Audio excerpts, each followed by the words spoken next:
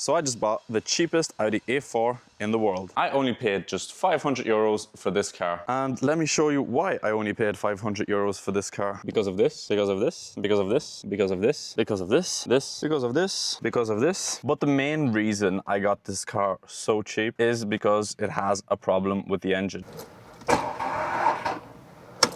So the battery is dead now. I need to get it back into the garage, get the battery charged up. And then in this video, what we're gonna do is diagnose the problem with this car. So the original owner of this car was just driving it normally when suddenly the acceleration cut off, no more power. He came to a stop. A lot of white smoke started coming out of the back and he just turned it off and that's it. He just left it like that and now I have bought it. So today I want to diagnose what's wrong with this car. The owner that sold it to me, he's quite confident that it's a head gasket because he's had issues before, but I want to check a few other things that it might be, like the turbo, injectors, EGR, all them other things around the engine, because I did have the car started. When it starts, the idle is very lumpy and there is a lot of smoke coming out of the turbo area. So not just smoke coming out of the back, but there's a lot of smoke coming out of the place where the turbo is and the EGR. So I'm underneath the impression that something is like clogged or a valve is stuck, not opening, not letting the gases go through, therefore running lumpy and creating a lot of white smoke. So yeah, that's all that we're gonna do in this video today. So I'm gonna get the car into the garage, put the battery on charge, and just start removing everything around the turbo area. So like the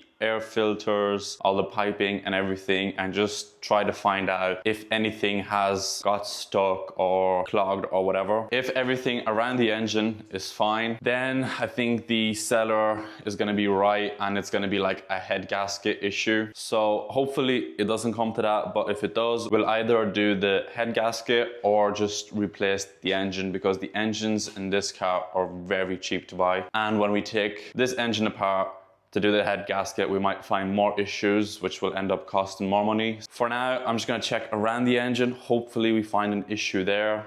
If not, then we'll decide if we should repair this engine that's in the car or just do an engine swap. I don't know if you have seen my other videos, but a couple of videos ago, I changed an engine in an Astra, and after that job, I said that I definitely don't want to do that job in this small garage again. So fingers crossed that we don't have to do it again. Also, we have finally got rid of the Jag. So someone came down and actually towed it away. I did tell them that it's an automatic and it shouldn't be towed, but they said they're not going too far. So they decided to tow it anyway and save some money on a tow truck, even though a tow truck is like 20-30 euros. But yeah, some people just want to save money where it's not meant to be saved. We did lose some money on the Jag, but it was only a couple of €100 that we lost. It's finally gone. I don't have to think about it or worry about it, and we can move on to other projects. So this Audi is not going to be part of the 500 euros to a supercar series that I'm doing. It's going to be part of the series of where I go from basically cars like this to a dream daily car. So as I mentioned in the other videos, I would like a 535 in the estate version. It's very hard to find a 535 petrol in the estate version, but this would be something that we're aiming for. So if we find a car like this with an N55 engine in the estate body, I think that would be a pretty good daily. This is just a 525 diesel, which, well, I don't like diesels, so not my cup of tea. So yeah, hopefully we get this Audi repaired as fast as possible, get it running well, get it all cleaned up, and then we can put it up for sale. Once we sell it for a profit, I'm pretty sure we're gonna make a profit on this car. And yeah, with that money, we're gonna buy something better, something better, something better. Hopefully we don't run into a car like the Jag again. We don't lose any money and we keep building the budget.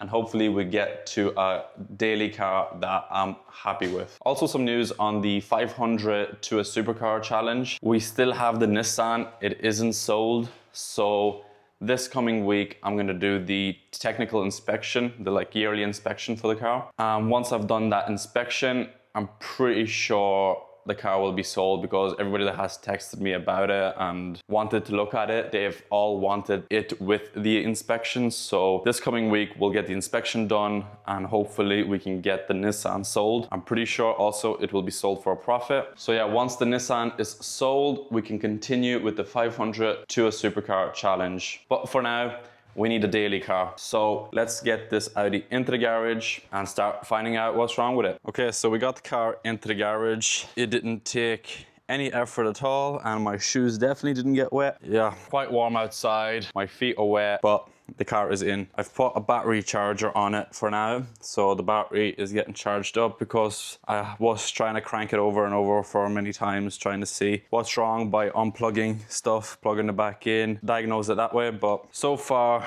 all I've done was remove the filter box and the pipe going into the turbo. So the turbo seems to be spinning freely and doesn't seem to be stuck on this side anyway. The previous owner has blocked off the EGR, so I'm guessing the EGR isn't stuck or clogged. What I'm hoping it's one of these. If one of these is stuck closed or stuck in some position or clogged in what way, it could be the reason that the engine isn't running how it should run. Because now when it starts, it's vibrating like mad, doesn't accept any acceleration. And also I did do an OBD scan and there isn't any fault codes. So because there isn't any fault codes, I'm presuming it's something mechanical. So let's just hope the owner isn't right about it being a head gasket issue, because, well, I don't want to do it, to be honest. It does take a lot of time, and, well, not a lot of time. I do have to bring the head of the engine to get skimmed and buy a new gasket, and if we find any other problems with it, the price to fix it is going to build up quite quickly. So as you know, I'd probably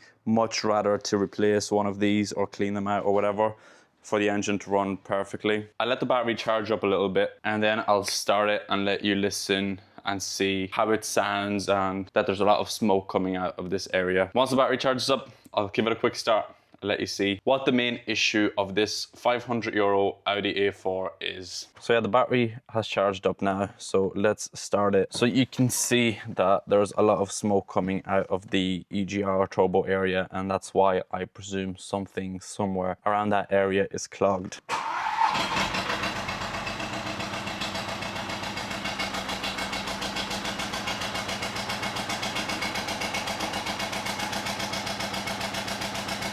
As you can hear, it's running very, very lumpy and there is a lot of smoke coming out of that area.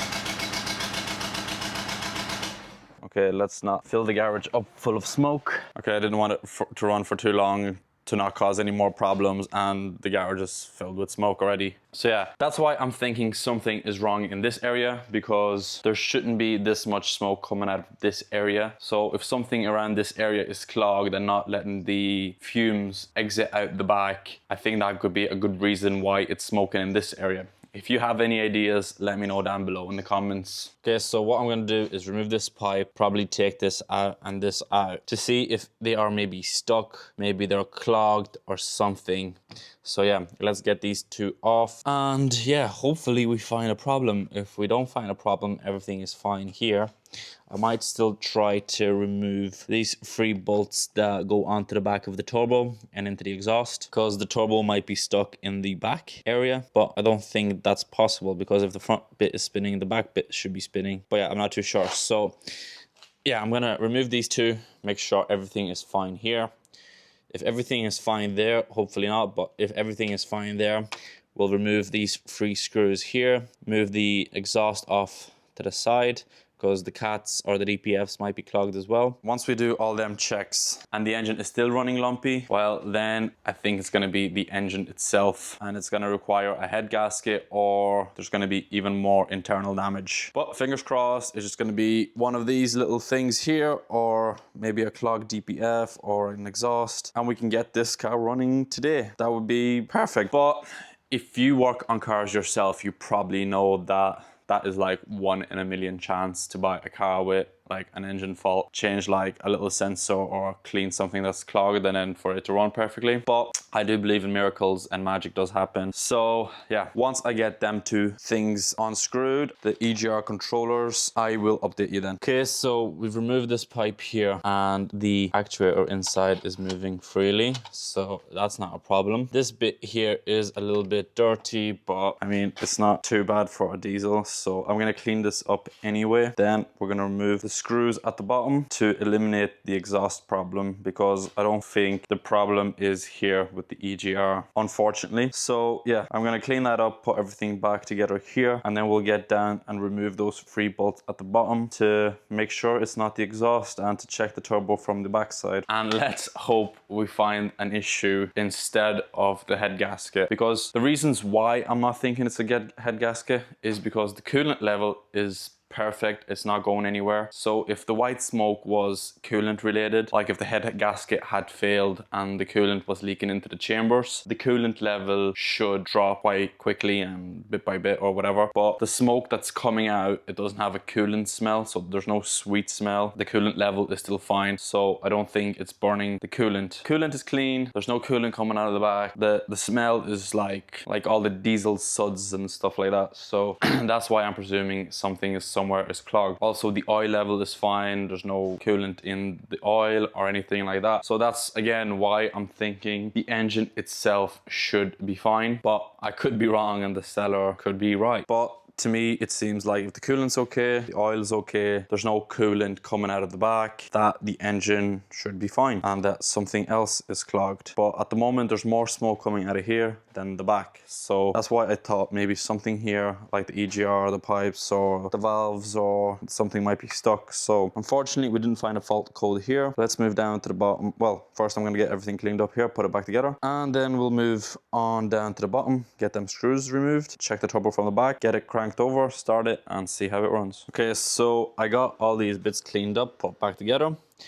We've removed the 3 screws holding on the exhaust side of the turbo, and there is I can't get to it now, but it's hard to see, but there is a ton of oil coming out from the turbo to the exhaust. So is it possible that the turbo failed? Start putting a ton of oil into the exhaust, clogged the catalytic converter, the DPF, and that's why now the car is running shitty. I might try to start it like this to see if it helps in any way, if the engine runs better or not, because now obviously the exhaust fumes can escape through here. So I think I'm going to give it a quick start, see if it runs better, and if it runs better, then we take the turbo off, exhaust off, clean the exhaust, change the turbo, and we're good. But let's not get carried away just yet. Yeah, so let's start it and let's hope that it runs smooth.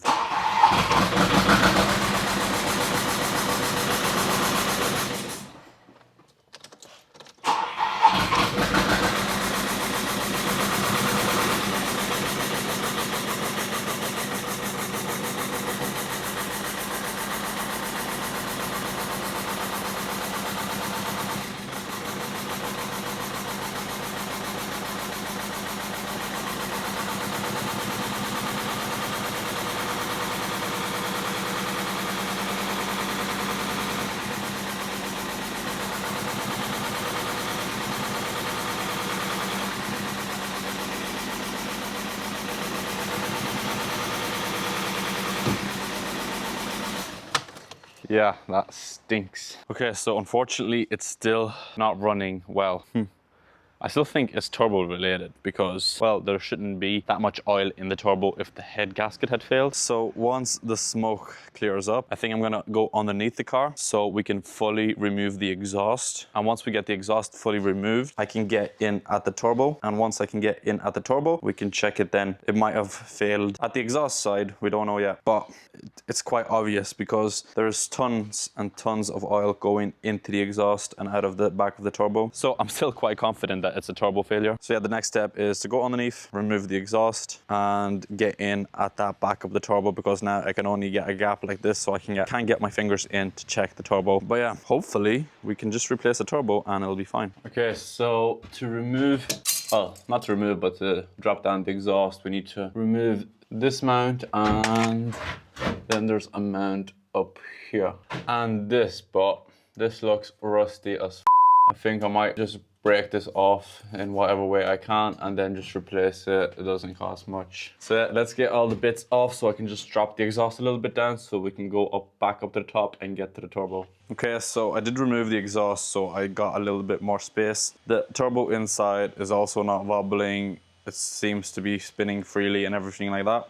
But there is tons of oil. And then I've removed the intake, which is full of oil as well. So what I think has happened is the turbo failed, shooting oil out of the exhaust, and then maybe it's failed internally and it's going into the intake. And obviously if there's oil going into the intake, it's burning oil and fuel and air all at the same time. Hence why it's not running like it should be running. So what I think we might need to do is buy a new turbo, clean out the intercooler, all the piping, and then just let it run. Also probably need to clean the exhaust because there was a lot of oil going into the exhaust. So I'm guessing the cat and the DPF has been clogged, but they might just burn off. So hopefully by the oil going into the intake and the engine burning the oil, it hasn't caused any internal damage. And all that we will need to do is get a second-hand turbo on it, clean out all the intercoolers, all the piping, everything, get everything cleaned. And yeah, hopefully that solves our issue. If that isn't the main issue, which I'm very confident that it is the only issue, we need to change the turbo either way, if the head gasket had failed or not. The turbo is leaking oil quite bad, won't be able to drive it like that, won't be able to sell it like that, so the turbo needs to be replaced 100%. So now what I'm gonna do is call all the scrap yards around and see if I can get a turbo for this today, because today is a Saturday, tomorrow is Sunday, which is Easter, then Monday is a red day, so nobody is opened or working on Monday. So then I'll be stuck without a turbo till Tuesday, Wednesday. And I'd much prefer it to get it done today, so I'd have a car to drive around in through the Easter weekend. So yeah, what I'm gonna do now is call some scrap yards, see if they have a used turbo. If they do, I'm gonna run down, get it, buy it, come back, and then we'll just do a turbo swap, get all the intercoolers cleaned, all the piping, everything cleaned, and just let it run. So yeah,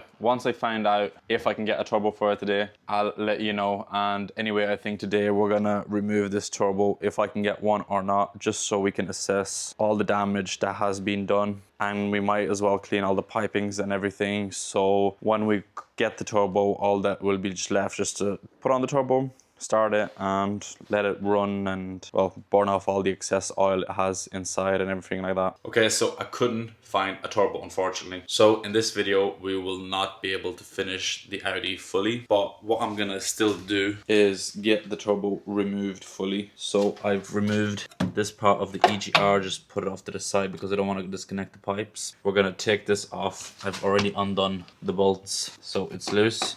So that should just come off, and then we're gonna have access to the turbo itself. So yeah, this should just pull off now, like that. And as suspected, there is oil. So let's put that off to the side. Okay, so we've removed this EGR, but I'm not gonna take it off fully because I don't want to remove these pipes, and it shouldn't be in the way.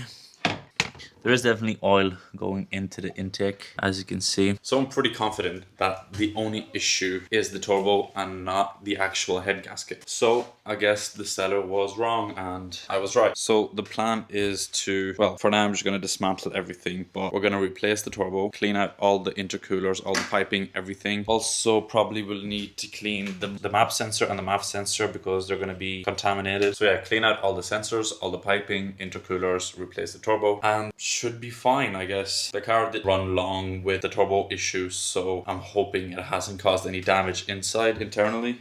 So yeah, we have this bit off, this pushed off to the side. We have the exhaust disconnected. So all that should be left now is the bottom turbo pipe, which goes into the intercooler, the vacuum line, oil feed line, and then we can remove it from the actual engine itself, and the turbo should come out. There is an oil feed there, so there's probably an oil return somewhere on the bottom. which will be a pig to get to. Yeah, I think I'm gonna remove these 2 pipes, get this out of the way so we just have that little bit of extra room. Oh, wait a minute. Oh, there we go. No need. Okay, so we can remove this vacuum line. The bottom turbo pipe should be easy enough. The oil feed will be easy. There's pretty good access to all these bolts, so it should be quite an easy job. So yeah, when we get the turbo replaced, clean everything out, and the car runs right, then we're gonna do an oil change, filter change, get the body work tidied up, clean the interior. Still need to actually, I forgot to mention, both front windows don't work, so they need window regulators, both front doors replaced. The central locking doesn't work, so that also needs to be addressed. But the most important bit is the engine. So I won't be able to get a turbo till Tuesday. So in the next video, you'll see me putting the turbo back into the car, getting it started. And yeah, fingers crossed, everything works out as we plan and the car runs like it should again. And then after the engine is running perfectly, like I said, we'll do a service on it. So the oil, the filters and everything like that. Then we'll move on to doing the window regulators, the central locking, touch-ups on the bodywork. I'm not a big fan of these wheels, so I don't know, we might put these up for sale and get something else put on it, but that's not a big issue. Like I said, the main thing is getting the engine running perfectly, but as I said, I think the actual internals are fine. It's just in need of a new turbo, sensors cleaned, intercooler cleaned and everything like that, because now the turbo is putting oil into the intake, therefore it's burning oil, diesel and air, which is not good for any engine. So once we replace the turbo, clean out all the piping, I'm pretty sure everything with the engine will be fine. Just as a precaution, we'll do the service and then we can move on to doing everything else. I'm not gonna aim for perfection because, well, we're not gonna be selling it for a huge amount of money, so I don't want to put in a lot of money and waste a lot of time on it.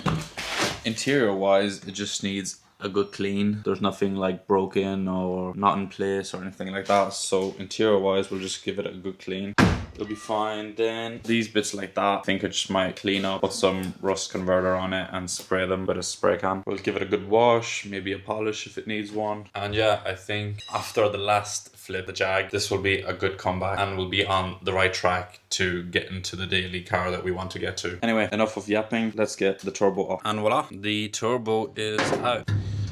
What I've noticed is that 2 of the cylinders were not getting oil, so it's dry, and then 2 cylinders are soaking wet in oil. So something internally here has broken, which is causing, when the turbo is spinning, it's causing the oil to come through here and into the engine. So yeah, it was getting sucked up through these 2 cylinders here, and then obviously all these have oil in them, so only 2 were without oil. So I'm 99% sure once we get the new turbo on and the internal damage of the turbo isn't causing any more leaks into the engine, it should be fine. All the oil that's in the engine should gradually burn off bit by bit. I opened up the intercooler pipes. There is oil residue there, but they're not full of oil. So it looks like slap the new turbo on, clean the MAF sensor, put on the air filter, connect up all the sensors so the car is happy. So yeah, I'm pretty sure once we get another turbo put in, all the sensors clean, the pipes, I'll clean them as well as much as I can. The car should be fine. I don't like how it didn't accept the acceleration, but I guess that's because the map is disconnected, there's no exhaust on it, and the car is just not happy. Once I had the turbo disconnected, the revs were building up slowly, so I'm just guessing there's no back pressure or anything like that, so that's why it wasn't running well. So yeah, pretty good news. Well, not good news because we have to buy a turbo, but good news, we don't have to do an engine gas like the owner thought. So that's good news because, well, I'd rather change a turbo than do the head gasket. The turbo in this car came out pretty easy. I'd say it's one of the easiest turbos to change. It's a 2-litre diesel, 103 kilowatts, 140 horsepower, I think. So yeah, I'm gonna get this area all